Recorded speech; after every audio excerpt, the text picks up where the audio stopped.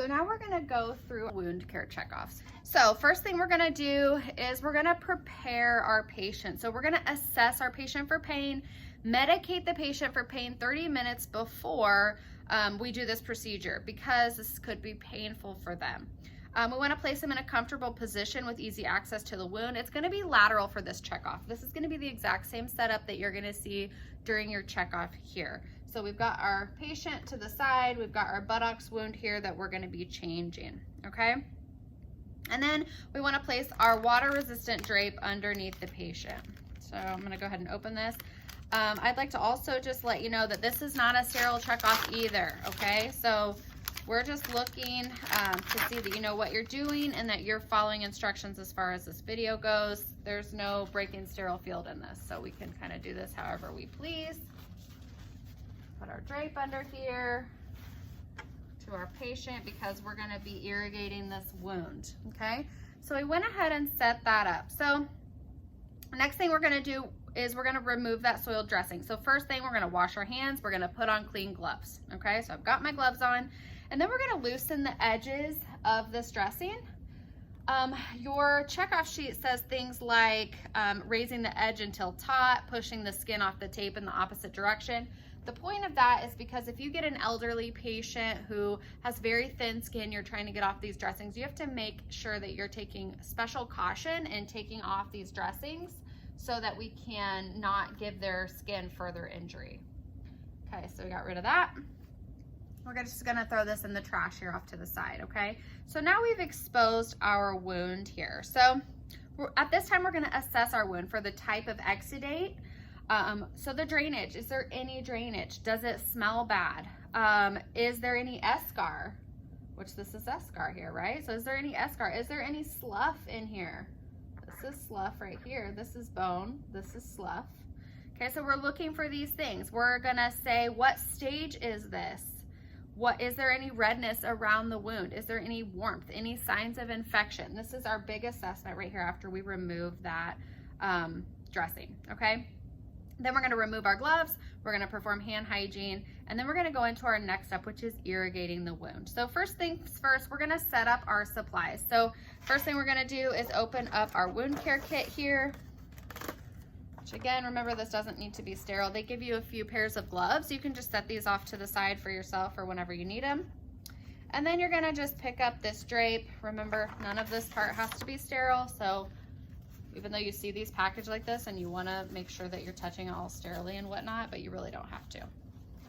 So this is just kind of for your own use and things like that. And then I just like to put everything on here that I think I'm gonna need. So I just completely emptied out this box, okay? I also know that I'm gonna need, I'm gonna need this piston syringe, so I'm gonna set that on there as well. And then this right here, I think this is a couple steps from now on your checkoff sheet, but right now while I'm messing with it, I'm gonna go ahead and put this under the patient's bottom right here, because I'm gonna use it to catch any drainage that when I'm irrigating the wound flows off into there.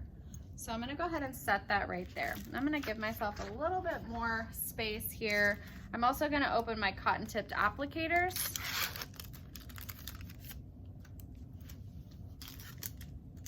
I'm gonna open 2 packs. And now I've got all my supplies on there that I need. And that's good. So now that we've got all of our stuff on here, we've got a biohazard bag on here that I think it is convenient to open so that we can throw all of our trash in it. So you can open this and you can really set it wherever. Probably just set it right over here. Since this isn't sterile, I don't have to worry about crossing my sterile field. If this was sterile, I would maybe move that over here towards the head of the bed or something for easier access for myself. So next thing we're gonna do, we're gonna pour this normal saline here into this sterile bowl. You're not actually gonna open it during your checkoff, and you don't have to open it when you're practicing. You can just put it there. You can actually just like set it here, just say that you opened it, that's fine.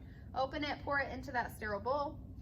And then you're gonna apply some clean gloves at this time. You can also apply a gown and a face shield as necessary because this is considered a splash zone, right? So first thing we're gonna do, we're gonna gently cleanse the wound with moist gauze by wiping from the wound center to the edge using a new piece of gauze each time. Okay, so that is these gauze pads right here. So I'm gonna open these up. I'm gonna set these in here. I've got my gloves on. And we're just gonna clean from the wound center to the edge. Throw it in the trash. Same thing with this one. And just make sure we do that till we get all the way around the edges. Till we're cleaning the whole wound bed like so, okay? So that's how we're gonna do that. Then we're gonna change our gloves. Take our gloves off, get them changed, put some clean ones on, and then we're gonna fill up this piston tip syringe here with some saline, okay? And we're gonna irrigate. So we're just gonna fill it all the way up with our saline from this bucket. Woohoo! Fill it all the way up, right? And then at this time, we're gonna place, it says place this basin here so you can catch the runoff. So that's fine, we placed that a little bit earlier. And then we're gonna gently irrigate with a back and forth motion, moving from the superior aspect to the inferior aspect of the wound. This is just rinsing and cleansing the wound to get anything that may be stuck off of there with a little bit of pressure. So just kind of moving it back and forth like this, making sure that it's running off into our sterile bucket. And we just would continue to do that until we were satisfied with it being clean, or until the solution runs clear. If you're rinsing and it's super bloody or super like serous drainage or whatever, you would keep going until that solution runs clear off that wound. That's how we know that it's clean, okay? At the end of that, we're gonna get rid of this and we're going to take off our gloves, wash our hands again, okay? Now we're gonna apply new clean gloves and we're gonna measure our wound here, okay? So when we're measuring our wound, your kit comes with a measuring device like this. Wound measurements are always in centimeters. This is your centimeter side right here with the tiny ones up here at the top. If it's a perfectly circular wound, you can use this as well. I don't prefer that you use this in your checkoff because you need to know how to do length, width, and depth of a wound. So we're gonna use this centimeter side right here. So as we're doing this, first thing we need to do is we need to do a length measurement, we need to do a width measurement, we need to do a depth measurement. Okay, so when we're doing a length measurement, we need to make sure that we are measuring head to toe of the patient. So head to toe, so we're going this way. That's the length, okay? So we're just gonna hold this, go from one end of the wound to the neck to the very edge of the other side, okay? And we're gonna make a note of that. I would say this is probably 9.8 centimeters length. And then we're gonna go with the width. It's always length by width by depth. That's how we chart it. So then the width is gonna be from this side to this side. I would say this is probably 7.5 centimeters. And then we're gonna go depth, okay? So when we're measuring depth, if we can see this wound, it goes pretty deep. And there's also things in this wound that you'll need to measure in addition to just the deepest part also. You need to also notice that there's some undermining here. Right here is undermining, which we will talk about in class. And that's just where this kind of is a gap here. And then there's some tunneling here, and that's where it kind of goes. It makes a track, like a tunneling track through the skin there. So you want to make sure that you are measuring those. So first we're going to measure the actual depth of the wound from. So when you're measuring depth, you want to make sure that you're doing it in a way that is going to be consistent and not subjective. So we want to make sure that the nurse that comes on after us can get the same measurement by doing the same exact thing. So 2 cotton tipped applicators are needed when measuring the depth of a wound, because one we're going to use as kind of like a landmark. So we're going to place it on top of the wound in this way so that it's just like hovering right over there. And then obviously with my gloved hands, I'm going to use the other cotton tipped applicator to go down to that deepest part of the wound that we can see. And we're going to see where those 2 cotton tipped applicators meet, and where they start to intersect. I'm going to put my finger there. And then I'm gonna mark that with my finger, go to the centimeter side of our measuring device, and I'm gonna just measure those things. Does that make sense? And so you go, looks about almost 3, so maybe 2.8 with this one. And so that's how you're gonna measure the depth there, but you have to have this as a landmark. We also need to measure the undermining, okay? So we can look at this undermining here, And we need to make sure that we measure it, but we also chart it as the face of a clock, as we do other ways. So we go in here to the deepest, we measure that undermining, it's about 2 centimeters.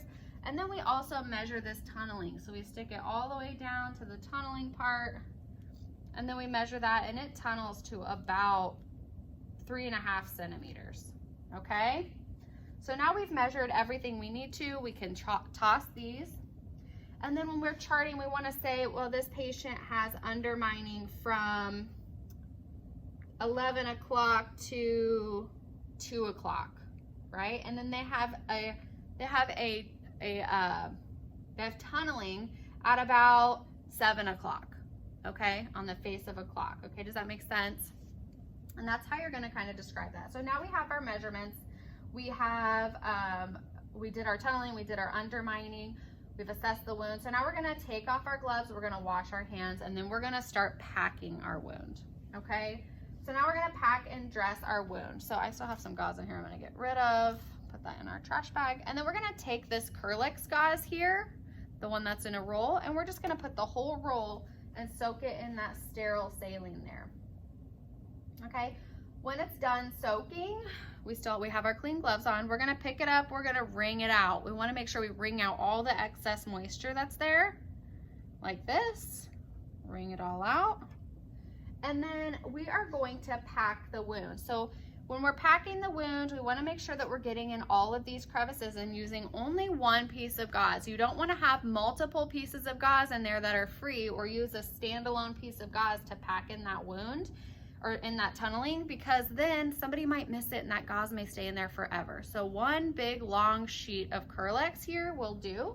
And you wanna not pack it super tight, because tightness, even if it's in a packing a wound, is going to inhibit blood supply. So you wanna make sure that you're cautious about that. A single layer and then a single layer on top of that until you get to the skin surface. And this takes some practice, but you're gonna use this cotton tipped applicator to help you. And you're just gonna kind of go in, I would start with the tunneling stuff here, kind of pack it in there, because the point of this when we're packing a wound, and this is actually dry, it's not wet, so it would be way easier if it was dry, but it's not. But the point of this particular thing is so that our wound can heal from the inside out, right? That's why we're packing these undermining areas. That's why we're packing the areas that are tunneling and things like that. And that's why we want to make sure that we're packing them loosely and not super tight, so that they have blood supply. And you don't want to let the gauze end up above the skin level. You want to keep it here at the skin level, okay? So you don't want to have like a big bulge or anything. So don't pack more than you need to. So I'm going to throw my applicator in the trash. I'm going to get my scissors because I don't need any more of this, and I'm going to cut this. Okay, I'll get my applicator back, a new one, and I'm just going to make sure to kind of finalize this. That's not sterile, so you can touch some of this stuff. I would just keep it to a minimum here. And then just do the best you can as far as that goes. Okay, get rid of that, and now our wound is packed, okay? After that, we're going to put on our ABD pad, which we have in our kit right here. It looks like this.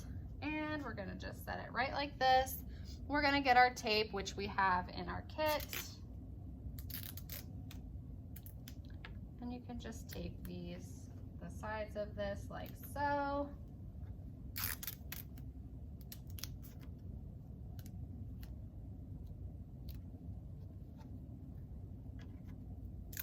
I would tape all 4 sides.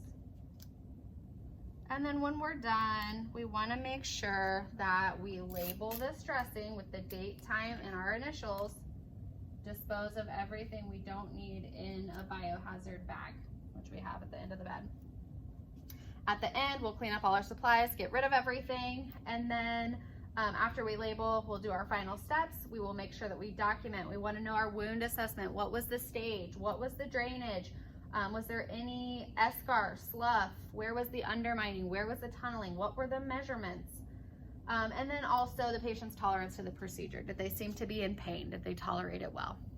And then that's all there is to it.